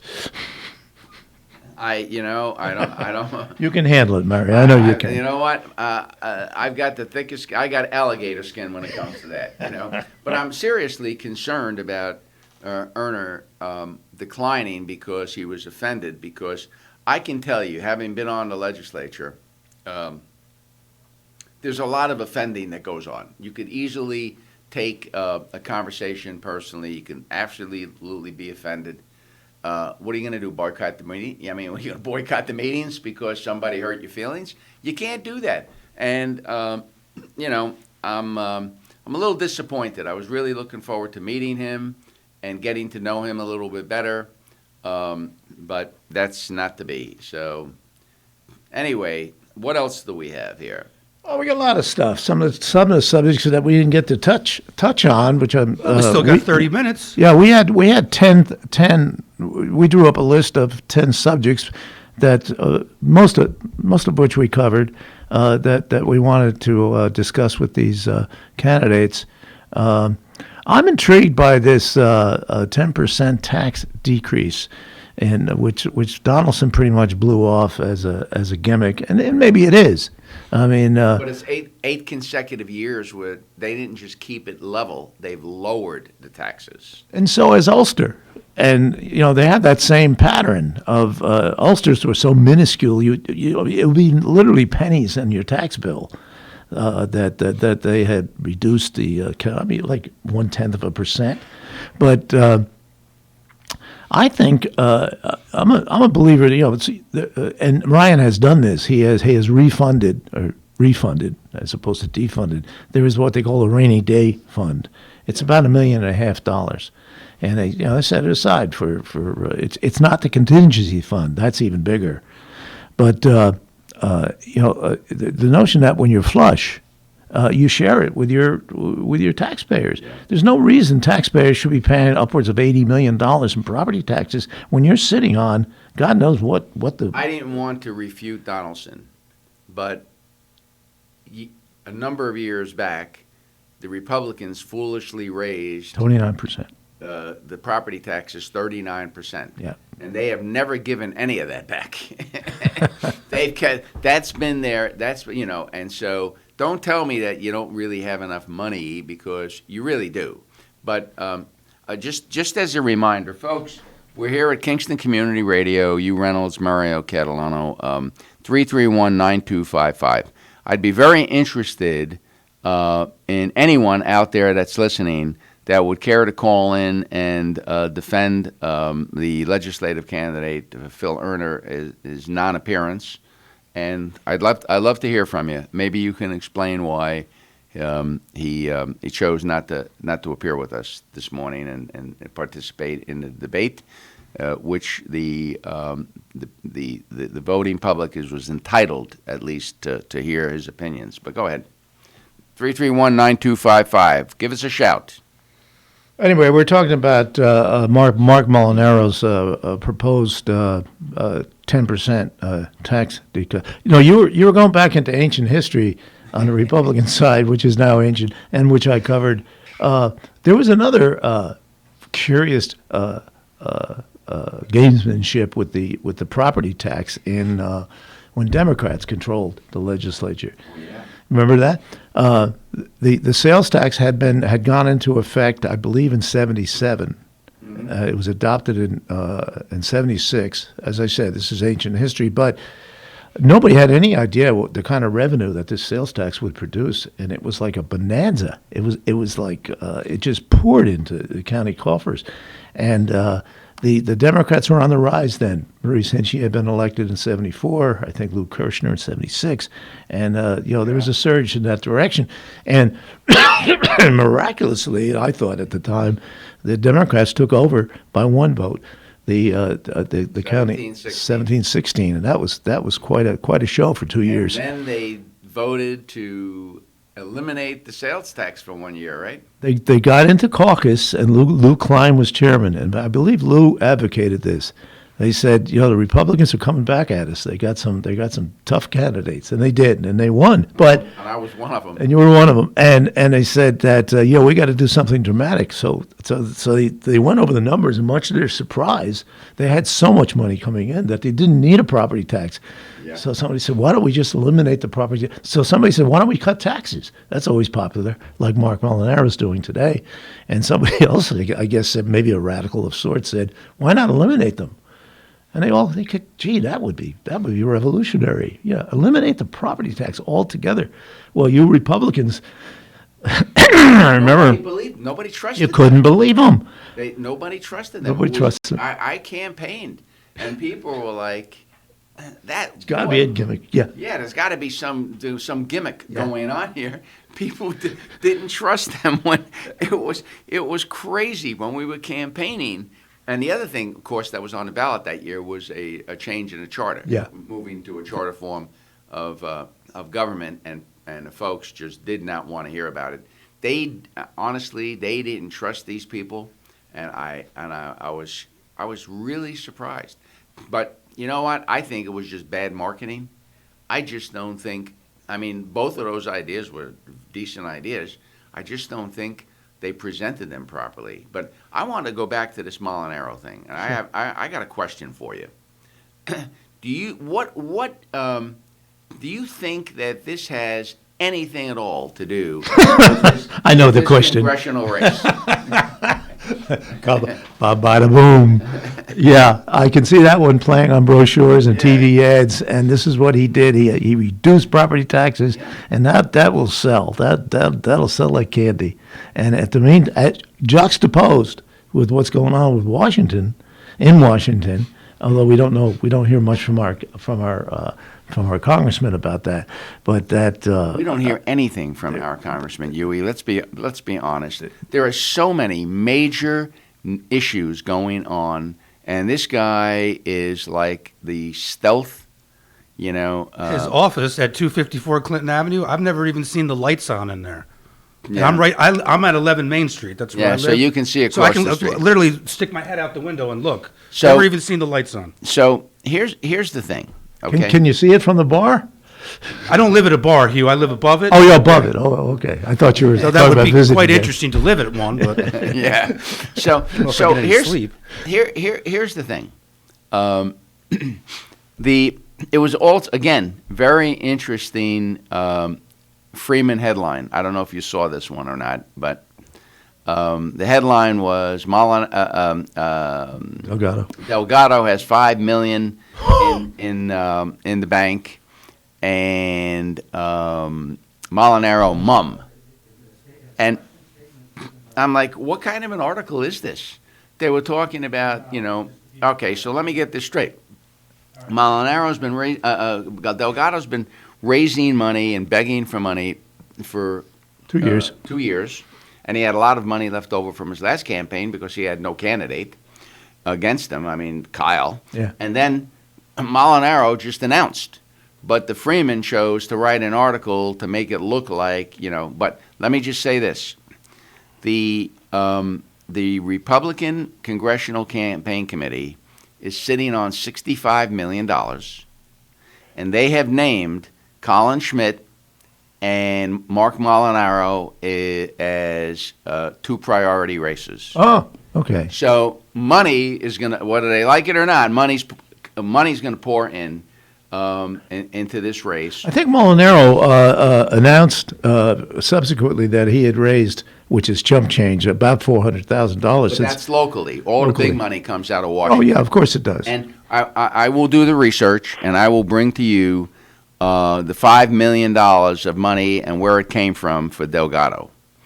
So maybe in the next show we'll start talking about this. But what's really got them concerned is the fact that Molinaro beat Cuomo in every county. Except Ulster. Except Ulster. And in Ulster, Delgado won by 19,000 and Cuomo only won by 5,000. So Molinaro was able to reduce that deficit by 14,000 votes in Ulster between Delgado and Cuomo.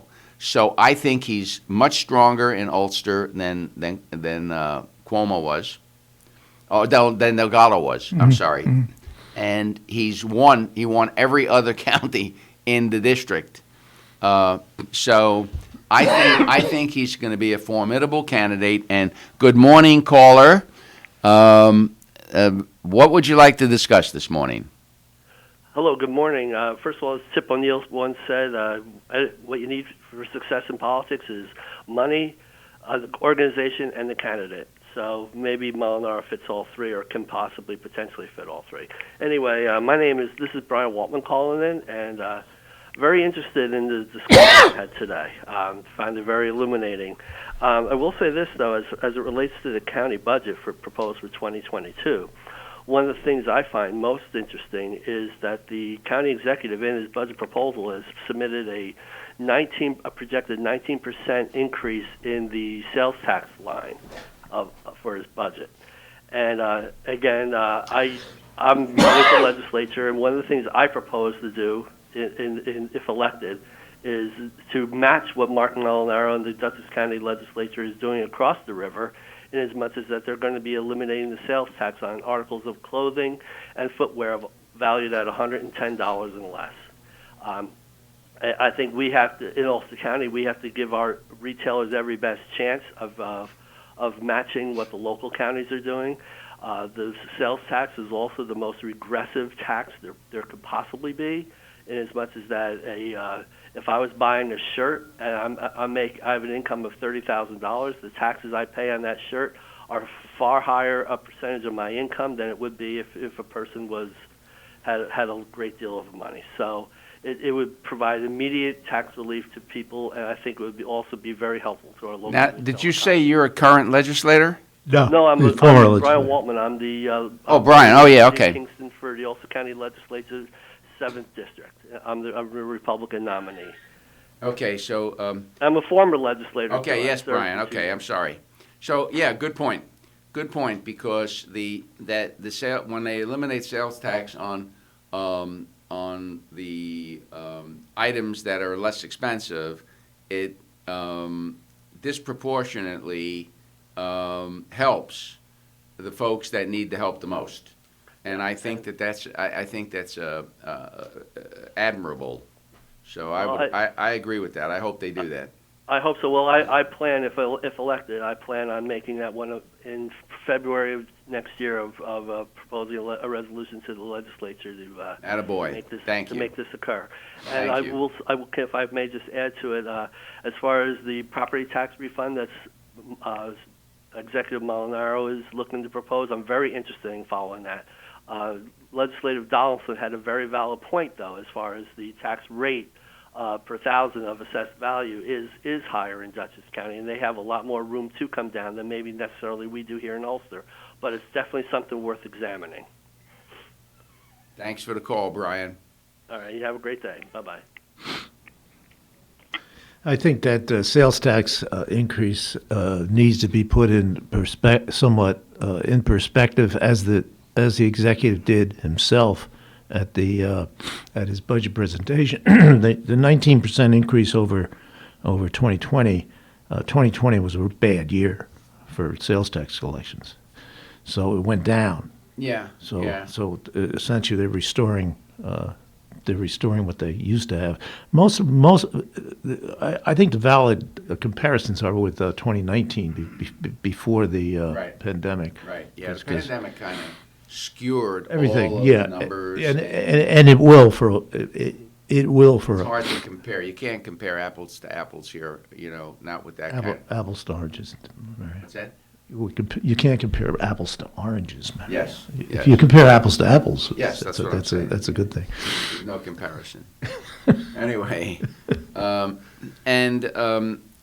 noticing now that you and I have discussed on numerous occasions the painting of the city streets. And don't get me started. I mean, I don't know. What do you think here? Now they're going to spend $45,000 on a consultant to figure out what to do with this mess? I don't know. It's a little bewildering. First of all, you should have some people in your administration that can deal with these subjects, but they probably got a grant, so they'll spend it on $45,000 on a consultant after the fact. Yeah. What's the consultant going to tell them? You screwed this thing up. Yeah. And their problem, their real problem, which was, I'm hearing backfeed here.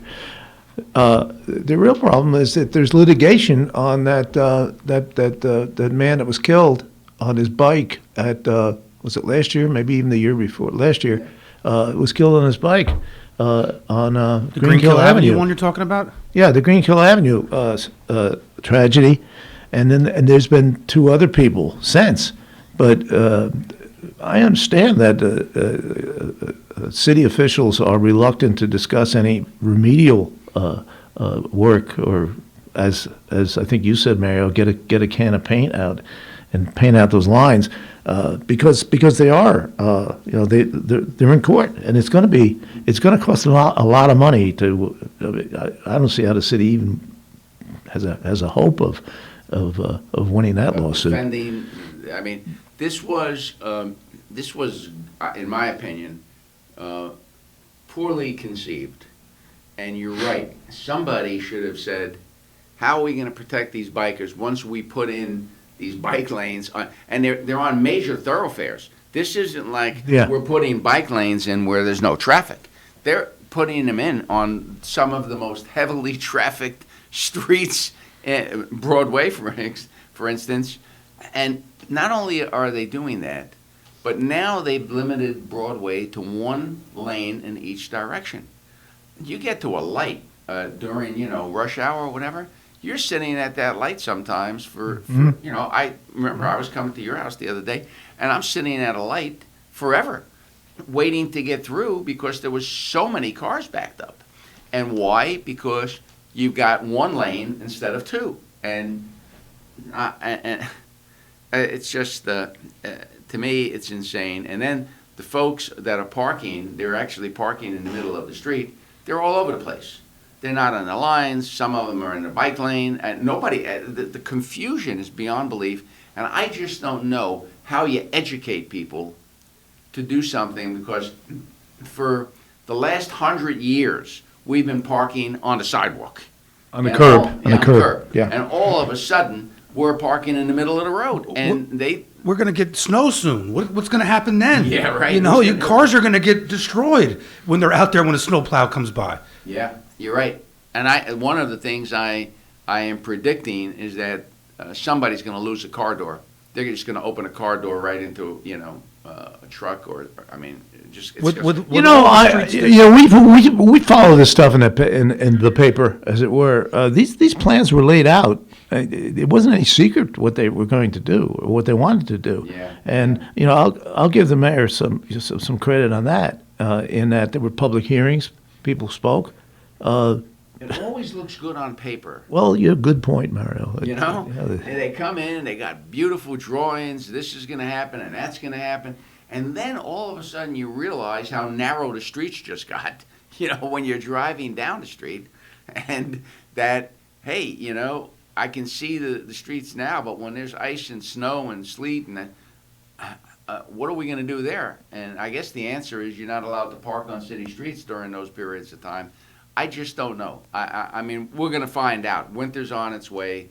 We're going to find out, and I wonder if this isn't some kind of extension of the anti-fossil fuel movement, which has been is an environmental issue for a lot of people. To essentially, I think the end game is to eliminate cars and make it more difficult to drive and favor bikes. So I think we'll go back to about 1900, where everybody rode around on bikes. But there's a problem, and I've been, I travel extensively. Yeah, you do. Communities that are very bike friendly always have bicycle racks. They have the ability to take your bike from point A to point B and lock it up. I mean, we don't have bicycle racks. Yeah. They want to encourage bicycles, but there are no bicycle racks to park your bike when you get to your destination, uptown Kingston or whatever. Maybe there are some racks uptown. I'm not aware of them. But one other thing before we conclude that is troubling to me, and I would love to have your thoughts and opinions on this. We're having rallies because we want to have justice for this 11-year-old girl who was killed. Monica Goods. Monica Good. All right.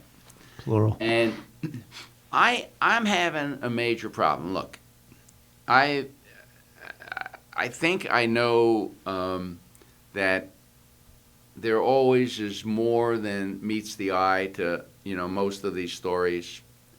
But in my opinion, the Attorney General has had this now for how long? Since December 28th of last year. Okay, so 10 months to investigate an incident that took place over a period of about 8 or 10 minutes. Yeah. I mean, car was stopped. Car was apparently speeding, was stopped. Yeah, okay, car took off. The car was essentially, the allegation is it was hit by the trooper car to stop it. And 10 months, they investigated, or she investigated, about 20 complaints against the governor in about 6 weeks. Okay? Good comparison. We've got one trooper, one car, one dead kid. And it all took place in about a mile on the thruway. What information do they need to get? So, in my opinion, instead of petitioning on the courthouse, they should be picketing her office in Albany because they haven't done a blessed thing. In my opinion, how long does it take to interview the trooper, interview the father, and any and bystanders? Well, on the thruway. Yeah, they're never going to find any, right? So, in my opinion, this is being slow walked. I don't know why it's being slow walked, but what I can say is, not only, and again, people have made up their minds that the trooper needs to be punished when they don't know any more about this than I do.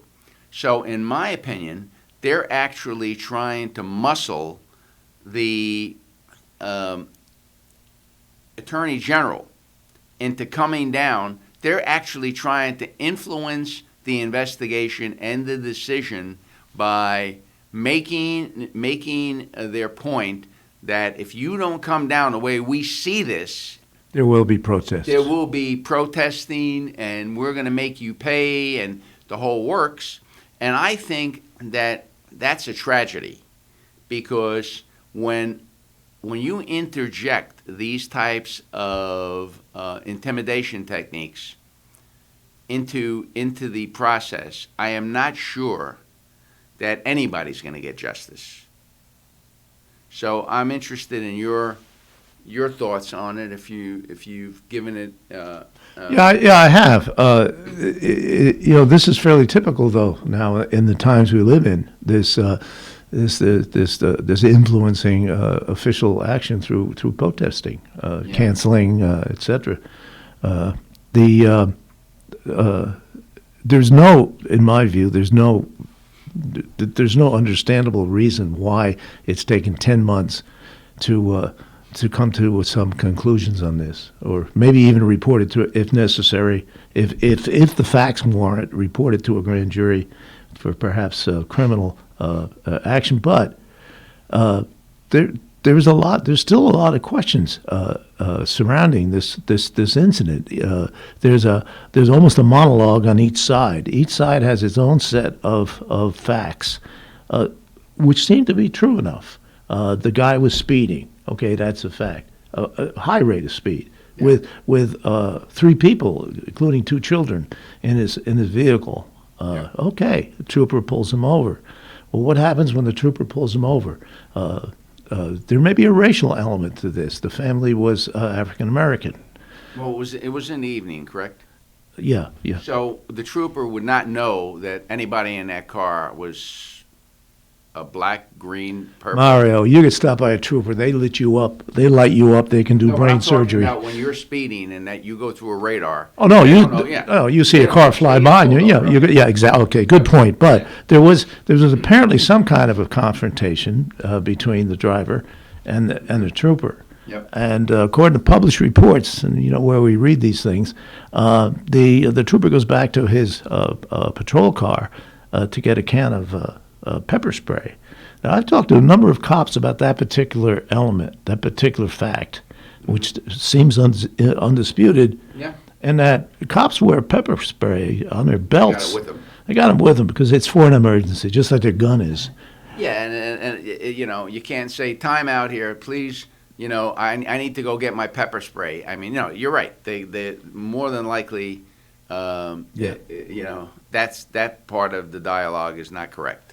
And the police have state troopers in this case. I don't know. I don't think they've been as forthcoming with whatever facts they have as they should be. My experience lately with police, on a broadly speaking, they withhold a lot of information. I mean, the notion of the state police investigating this is got to be out the window. They're investigating themselves. Now, I know they have high standards and they can be tough. Those internal affairs guys, they would investigate. They would indict their mothers in some cases. They are tough, but they are this. This is the fellow officer. So there's these two sets of facts going on, and it's hard to tell when you. I actually coincidentally talked to Phil Erner about this. Mm-hmm. I was uptown last Saturday, and I wanted to. I saw him. He approached me. I didn't recognize him at first. I had not met him yet. Yeah. And he was wearing a mask outdoors, and he had a hat over his eyes, and he's a little guy, and but he looks a lot bigger on his flyers. But I happened to be standing in front of this banner that said "Justice for Monica," with a picture of a pretty African American girl, and I said, "Pardon me for my stupidity, but who is Monica?" And then he explained. Now Phil takes a certain position, and I was aware from reading about it and talking to people. I just didn't know. I just had not seen her face. And did Phil have information? Phil's information was strictly one-sided. He wasn't about to inform me about it, which is what I was looking for. I wanted to hear both sides of this thing because I was going to write about it. Yeah. And I can't be writing columns with that are one-sided like that. Yeah. And so we had a little discussion about that element of it, but again, I think we're getting we're getting a little circular here. I don't know what forces, or at least moves the Attorney General to report this. This is a serious issue here in our community. I'll give you an example. George Pataki came to town on some photo op thing. And about 2 years before, there was a tragedy over, I think, in Rhinebeck, where a UPS truck or one of the big delivery trucks was backing out of a man's driveway, ran over a child, killed them. Yeah. And so there was legislation submitted to which is now a law, to require these backup mirrors, which probably saved a lot of lives. Mm-hmm. Well, it was stagnant. It was just sitting there for years in the legislature. It wasn't going anywhere. For maybe the truck lobby had some influence. You know how it works up there. And so we did a little press conference with Pataki, and I said to him, Governor, we had this tragedy over in just 2 years ago. We were in blah blah blah blah, and he was not aware of it. It was in a legislative process. So I said, it shouldn't take 2 years to act on something like this. And he says, I'll check it out when I get back to Albany. And it moved. So maybe it takes Kathy Hochul. Yeah. So here's a question, again, I have for you. The county executive has clearly come out and said that the trooper needs to be punished. What information could he possibly have to know that the trooper's guilty? How did he come to that conclusion? I was taken aback by that. I think your characterization of it is a little stronger than he said, but it was clear that he was taking that position, that it was the truth. If you want to look it up, go ahead. No, it was clear which side he was on that one. I responded to it. It was in. You wrote a letter? Kingston Wire, and I remember reading that too. Yeah, and I was very, very disappointed that he would make. Here you go. Here's what he said. As soon as my iPad can bring it up, but I mean, to me, it was pandering. But then again, I might have a different viewpoint. My viewpoint is this: if that trooper did anything that was out of his training protocols on how to deal with those situations, absolutely should be punished. As far as the parent, nobody seems to be saying, how irresponsible is it for a guy with 2 kids in the car to be speeding? How irresponsible is it for you to have an 11-year-old daughter without a seatbelt on? Mm-hmm. How irresponsible is it for you to decide you're going to make a run for it in a van? You're not even going to get 100 yards. I could probably outrace that van. and what the hell are you thinking when you decide that you're going to, do that? All right, here's the story.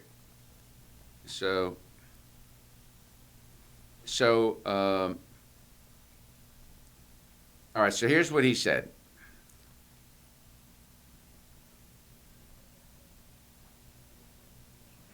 We got 2 minutes, folks, so we got Monica Good, an 11-year-old girl from Brooklyn, was tragically and senselessly killed last year in Ulster County during a police-involved vehicle collision, which started as a routine traffic stop. While nothing will be able to bring Monica back, she and her family deserve swift justice. Well, that's our point. But they were breaking the law, though, right? Yeah. Okay. Yeah. What the hell's that got? I mean, is the justice putting the father in jail? I mean, I don't know what he's talking about here, because it clearly came down on she deserves justice, and that means imprisoning the trooper, even though this is being investigated and I have no information. Well, that's the operative part. Nobody has the information. As far as, well, maybe the AG does have the information, but the public doesn't have the information yet. Right. All right, well, not to cut you guys short, excellent show today. Good job today, both of you. We'll Historic. Be back. Yeah, we'll be back on Monday with Medical Monday. The two of you have a great weekend. Everyone else in KCR land, have a wonderful weekend, and we'll be back Monday. And we'll be back the Friday before the election. That's right. That's our next one, so Very we're nice. going to be doing a lot of election stuff. So Good. tune in. Looking forward to it. 2 weeks. Have a great weekend, everyone. All right.